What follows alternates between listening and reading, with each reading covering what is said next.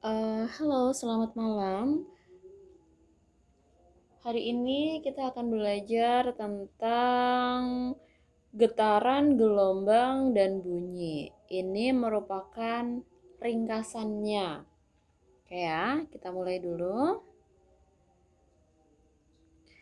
Dari getaran. Secara definisi, getaran itu adalah gerakan bolak-balik suatu objek secara teratur melalui titik keseimbangan dalam selang waktu tertentu. Jadi misalnya saya punya pendulum seperti ini. Yang dimaksud sebagai titik keseimbangan ini adalah O. Si O-nya ini adalah titik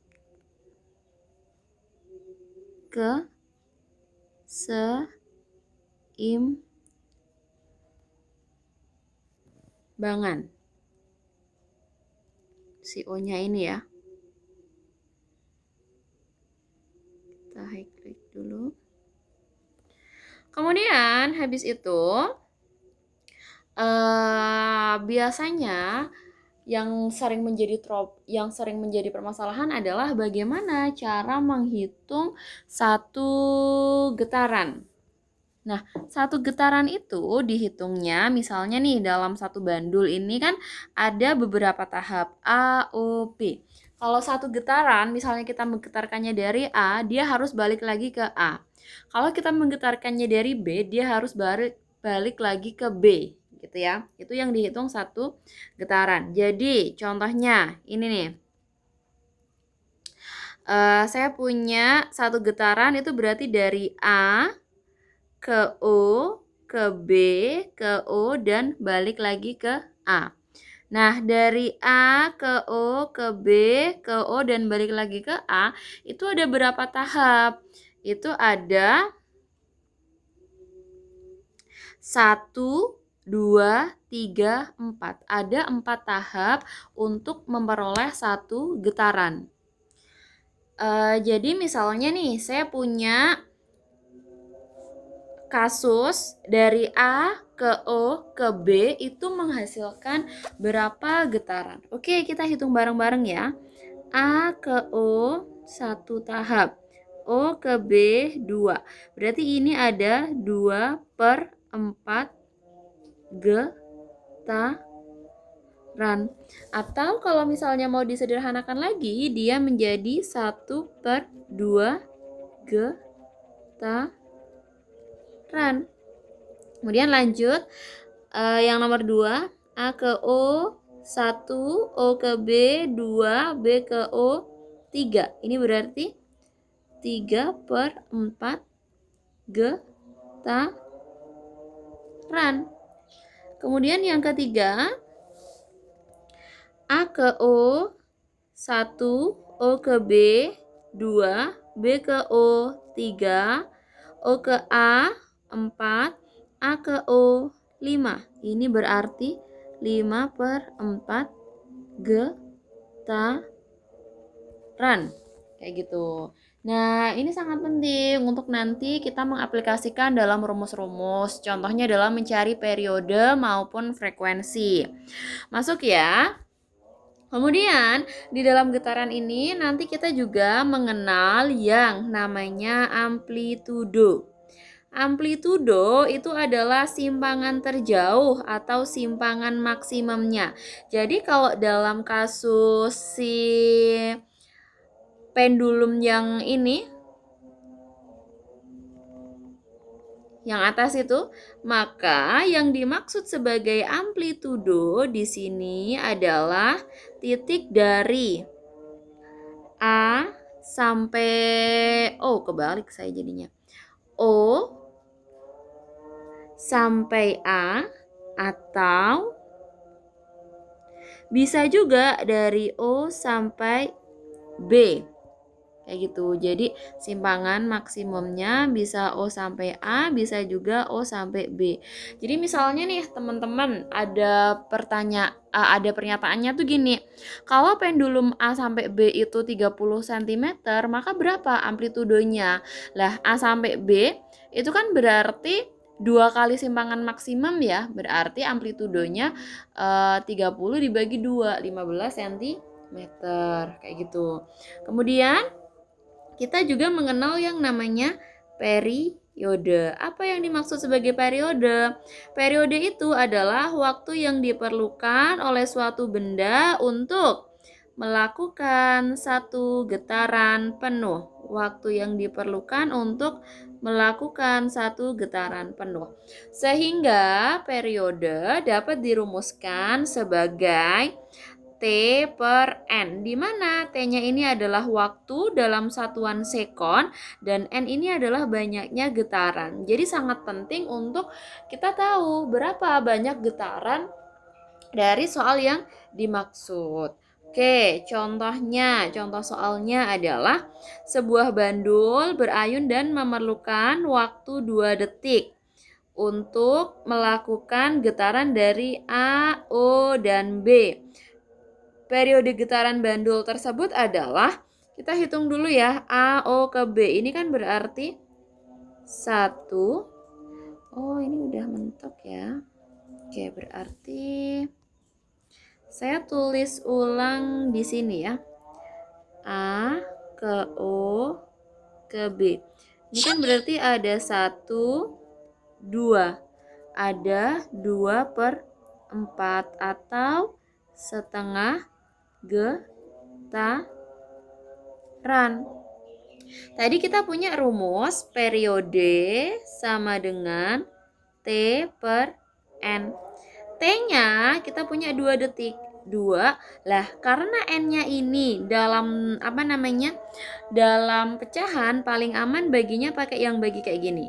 Bagi setengah. Sama dengan 2, karena belakangnya pecahan, maka ini menjadi perkalian. 2/1 sama dengan 4 sekon. Si periodenya, gitu ya.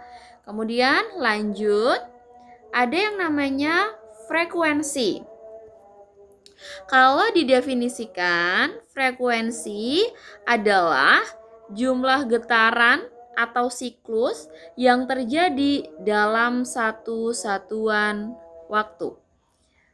Jadi dia adalah jumlah getaran dalam satu satuan waktu, biasanya detik dalam satuan internasionalnya ya. Nah, kalau rumusnya berarti F sama dengan N dibagi T, di mana N ini adalah jumlah getaran dan T adalah waktu. Kita masuk ke contoh soalnya. Perhatikan gambar berikut. Bandul bergerak dari A sampai C. Dari A sampai C, ini kan berarti A, B, C. Ada berapa getaran? 1, 2. 2/4 getaran. Memerlukan waktunya 0,2 sekon. ABC. Dia 10 cm. Dan jarak ABC ini 10 cm. Yang ditanya adalah frekuensi dan amplitudo. Kita cek frekuensinya dulu ya. Frekuensi sama dengan N per T. Sama dengan N-nya tadi 2/4. T-nya dibagi dengan waktunya kan 0,2 sekon. Berarti 2/10 sama dengan 2/4 dikali 10/2. Dibalik ya. Coret. Hasilnya adalah 10 dibagi 4. 2,5 Hz. Kemudian amplitudonya bagaimana? Nah, jaraknya dia A sampai C itu kan 10 cm. Sehingga amplitudonya sebentar biar lebih rapi ya. Amplitudonya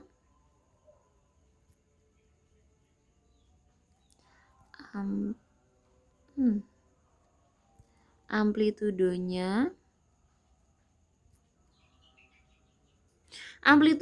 dia itu kan jarak dari B ke A.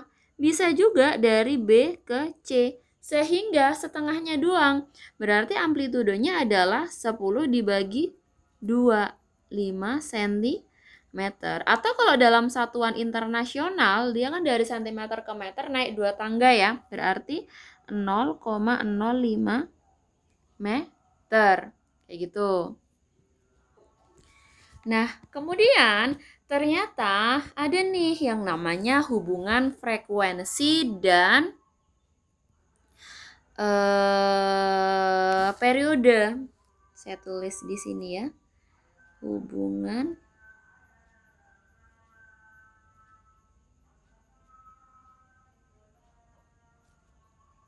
T dan frekuensi. Kalau teman-teman lihat tadi, kalau periode kan rumusnya T per N, sedangkan frekuensi N per T. Mereka itu kan kebalikannya ya. Berarti hubungan periode dan frekuensi ini bisa kita tuliskan periode sama dengan seperfrekuensi, atau frekuensi sama dengan seperperiode. Kayak gitu. Jadi misalnya nih, cuman diketahui data periode, kita disuruh mencari frekuensi. Nggak usah repot-repot mencari banyak getaran dan waktunya. Kita tinggal diseper aja, nanti ketemu. Kayak gitu. Lanjut ya ke gelombang. Secara definisi, gelombang itu adalah getaran yang merambat dari suatu titik ke titik lainnya melalui suatu media atau ruang hampa. Nah, gelombang ini akan diklasifikasikan menjadi 2. Klasifikasi gelombang berdasarkan medium perambatannya itu ada 2, gelombang mekanik sama gelombang elektromagnetik. Kalau gelombang mekanik adalah gelombang yang dia membutuhkan medium dalam perambatannya. Mediumnya apa saja? Mediumnya adalah zat, padat, cair, maupun gas. Kemudian, kalau gelombang elektromagnetik, dia adalah gelombang yang tidak membutuhkan medium dalam perambatannya dan bisa merambat di ruang yang hampa udara. Contohnya apa? Contohnya adalah cahaya matahari. Jadi, kalau teman-teman ingat di luar angkasa kan adalah ruang hampa. Kalau cahaya matahari ini membutuhkan medium dalam perambatannya, berarti nggak mungkin cahaya matahari ini sampai ke bumi. Karena buat sampai ke bumi, walaupun bumi ini bukan ruang hampa ya, di luar angkasa kan dia harus melewati ruang angkasa yang dia itu tuh nggak ada udara, kayak gitu. Kemudian yang selanjutnya, klasifikasi gelombang berdasarkan arah rambatnya. Ini dibedakan jadi 2 juga, yaitu gelombang longitudinal dan gelombang transversal. Gelombang longitudinal adalah gelombang yang arah getarnya sejajar atau berhimpit dengan arah rambatnya. Nah, jadi dia kayak pair gitu, kayak gini. Jadi dia ada si rapatan sama renggangan. Untuk ini, nah ini ada yang namanya lambda. Lambda kayak gini ya. Lambda. Jelek. Lambangnya adalah lambda. Lambda ini adalah panjang satu gelombang. Yang di sini berarti dalam gelombang longitudinal dia terdiri dari satu rapatan dan satu renggangan. Kayak gitu ya. Kemudian kita mengenal juga gelombang transversal. Ini yang sering keluar di soal ujian. Gelombang transversal adalah gelombang yang arah getarnya tegak lurus dengan arah rambatnya. Dia kayak gelombang air laut. Kemudian ini kita mengenal di gelombang transversal ini ya. Ada yang namanya yang atas ini namanya adalah bukit. Yang bawah ini namanya lembah. Ketabrak ya. Biar nanti apa namanya?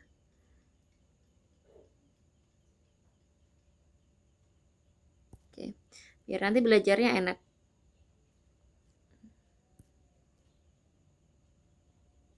Ini namanya lembah.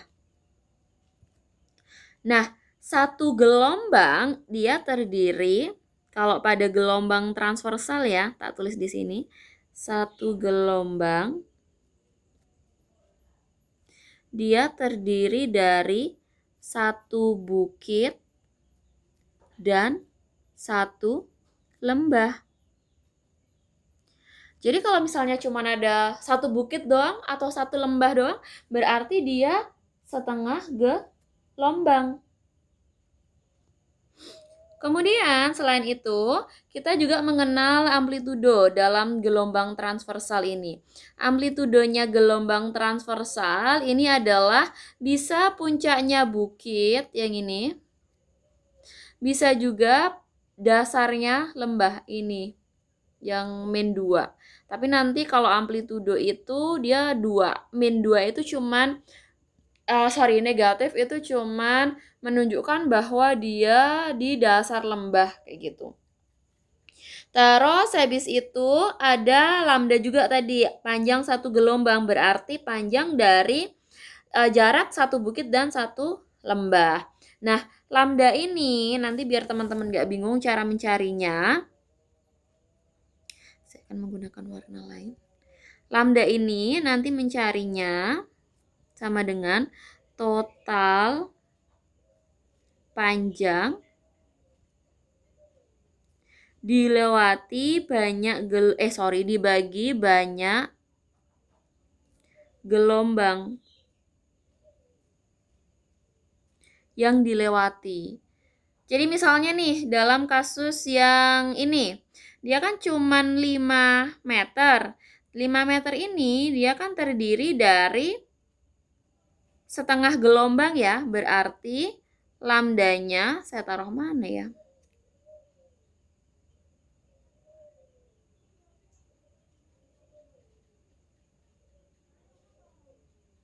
Saya taruh di sini ya. Berarti ini lambdanya akan sama dengan si 5 meter ini dibagi karena cuma setengah gelombang 0,5. Nggak ada satuannya. Berarti 5 dibagi 0,5 dapatlah 10 meter si lambdanya ini. Gitu ya. Kemudian nanti kita mengenal rumus dari cepat rambat gelombang namanya. Ada tambahan rumus. Kalau frekuensi dan periode rumusnya sama dengan yang getaran. Kita tambahan di cepat rambat gelombang. Di mana cepat rambat gelombang itu rumusnya lambda dikali frekuensi. Bisa juga karena frekuensi tadi ada hubungan dengan periode, kita bisa juga menggunakan rumus cepat rambat gelombang sama dengan lambda dibagi periode. Ini juga bisa. Tergantung nanti datanya punyanya apa saja. Gitu ya. Terus lanjut ke materi berikutnya adalah bunyi. Bunyi kalau secara definisi dia adalah gelombang mekanik longitudinal yang dihasilkan oleh benda yang bergetar. Jadi setiap bunyi itu pasti ada benda yang bergetar. Contoh kalau misalnya kita sedang berbicara, teman-teman pegang bagian leher, itu kan bagiannya ada pita suara ya di daerah situ. Kalau kalian pegang nanti kayak ada getaran-getarannya gitu, karena syarat dari bunyi itu tuh ada benda yang bergetar.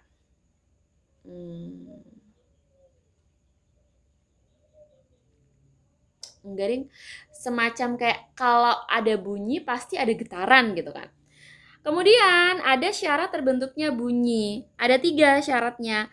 Ada sumber bunyi, kayak misalnya tadi ada pita suara. Kemudian ada medium atau perantaranya. Jadi kalau di ruang hampa, misal kita liburan ke bulan gitu, kita nggak bisa berkomunikasi dengan berbicara karena di bulan tidak ada zat perantaranya, mediumnya, karena kan ruang hampa. Kemudian ada si penerima bunyi, ada pendengarnya lah, kayak gitu.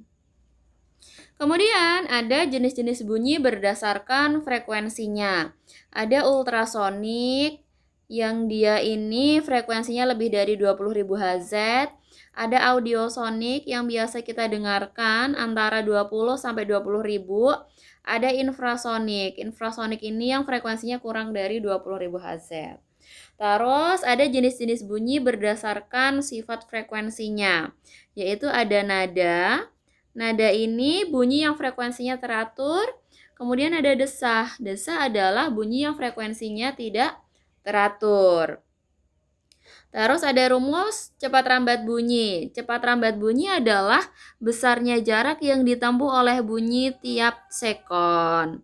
Nah, cepat rambat bunyi dirumuskan S dibagi T atau jarak yang ditempuh dibagi waktu tempuh. Contoh soalnya, seorang pengamat melihat kilat dalam 3 detik, berarti waktunya 3 detik. Kemudian cepat rambatnya V-nya 340 meter per sekon. Yang ditanya adalah jaraknya berapa. Rumusnya kan V sama dengan S per T. Sehingga V-nya 340 sama dengan S per T-nya 3. S-nya sama dengan 340 kali 3. Jaraknya sama dengan 0, 12, simpen 1, 10. 1020 satuannya meter. Kemudian lanjut ke pemantulan bunyi. Pemantulan bunyi itu ada 2, yaitu gema sama gaung. Kalau gema itu bunyi pantul yang terdengar setelah bunyi asli. Jadi kalau misalnya saya teriak gitu, nanti akan terdengar lagi gitu. Kalau gaung adalah bunyi pantul yang sebagian datang dengan bunyi asli sehingga dapat mengganggu bunyi asli. Jadi kayak nggak ada pantulannya gitu, padahal ada. Kemudian dalam pemantulan bunyi ini kita juga mengenal rumus S sama dengan V dibagi T dibagi 2. Gimana sih saya bilangnya? S sama dengan V dikali T dibagi 2. Kenapa kok harus dibagi 2? Karena dibagi 2 ini pada pemantulan bunyi dia harus jalan 2 kali. Coba kita perhatikan ya, misalnya ada orangnya kayak gini. Kemudian dia teriak nih. Teriak. Kayak gini. Nah, berarti kan dia harus, si suaranya ini kan harus jalan dulu kan. Ke arah kiri. Sampai si tebing. Baru habis itu dia balik. Balik kemana? Ke pendengar yang tadi teriak. Kayak gitu. Nah, contohnya. Seorang anak berteriak di depan tebing tinggi dan mendengar gema suaranya setelah 2 detik. Jika cepat rambat bunyi di udara 340 meter per sekon, maka jaraknya berapa? Kita cek ya. Di sini saja. Jarak sama dengan V kali T dibagi 2. V-nya 340 dikali T-nya 2 dibagi 2. Coret-coret. 340 meter. Baik, sekian teman-teman pembahasan kali ini. Terima kasih. Kalau ada yang mau ditanyakan silahkan chat di kolom komentar. Bye-bye.